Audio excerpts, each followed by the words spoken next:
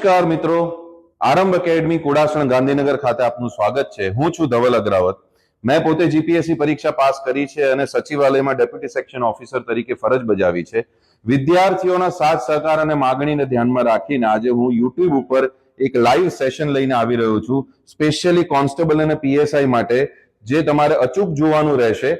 કઈ કઈ બાબતોની ચર્ચા આજે હું કરવાનો છું, તો જણાવું કે ભરતીની જાહેરાત ક્યારે થશે, ગ્રાઉન્ડ ક્યારે લેવાશે, લેખિત પરીક્ષા ક્યારે હોઈ શકે છે, લેખિત પરીક્ષામાં કોઈ ફેરફાર ખરો કે નહીં, સિલેબસમાં કોઈ ફેરફાર છે કે નહીં, આ ઉપરાંત જે પાર્ટ એ માં 40 માર્ક્સનું જે કટ ઓફ છે 40%નું, એમાં કોઈ ફેરફાર થઈ શકે એમ છે કે નહીં, કાયદો આવશે કે નહીં, આઈપીસી સીઆરપીસી હવે તો બીએનએસએસ થઈ ગયું છે। આ ઉપરાંત તૈયારી માટે તમને કેટલો સમય મળશે, તૈયારીનું ટાઈમ ટેબલ તમારે કઈ રીતના બનાવવું જોઈએ। ધારો કે ભરતીની જાહેરાત થઈ ગઈ છે તો તમારે તૈયારીનું ટાઈમ ટેબલ કઈ રીતના બનાવવું જોઈએ, રિક્રુટમેન્ટ રૂલ્સ, આરઆર એટલે શું અને આરઆર ની વહીવટી પ્રક્રિયા શું હોય છે કે જેનાથી તમને ખબર પડશે કે આરઆર માં ચેન્જ થશે કે નહીં, ભરતી આવશે કે નહીં, એ આખી બાબતની આપણે ચર્ચા કરીશું।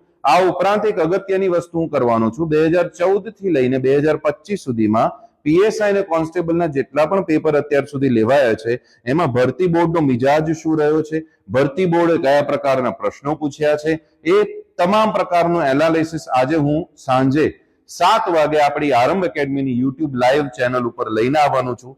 કોઈ પણ વિદ્યાર્થીને કોઈ પણ પ્રકારનો પ્રશ્ન હોય તો આ નંબર ઉપર ફોન કરી અને પૂછી શકે છે। પણ આજનો જે ટોપિક છે એ ખૂબ જ અગત્યનો છે દોસ્તો, તો સાંજે 7 વાગે આવી જજો આપણે યુટ્યુબ લાઈવ ચેનલ ઉપર, આરંભ એકેડમીની યુટ્યુબ લાઈવ ચેનલ ઉપર મળીએ। Thank you very much.